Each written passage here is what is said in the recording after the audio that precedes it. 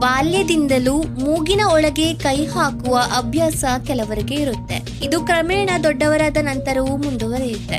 ಆದ್ರೆ ಇದು ಗಂಭೀರ ಆರೋಗ್ಯ ಅಪಾಯವನ್ನು ಉಂಟು ಮಾಡಬಹುದು. ಮೂಗಿನ ಒಳಗಿರುವ ಸೂಕ್ಷ್ಮ ಅಂಗಾಂಶಗಳು ಮತ್ತು ರಕ್ತನಾಳಗಳು ಸೋಂಕಿಗೆ ಒಳಗಾಗಬಹುದು. ಇದರಿಂದಾಗಿ ಬ್ಯಾಕ್ಟೀರಿಯಾ ಮತ್ತು ವೈರಸ್ಗಳು ಸುಲಭವಾಗಿ ದೇಹವನ್ನು ಪ್ರವೇಶಿಸಬಹುದು. ಕೆಲವೊಮ್ಮೆ ಗಂಟಲಿನ ಸೋಂಕುಗಳ ಅಪಾಯವೂ ಹೆಚ್ಚಾಗುತ್ತದೆ.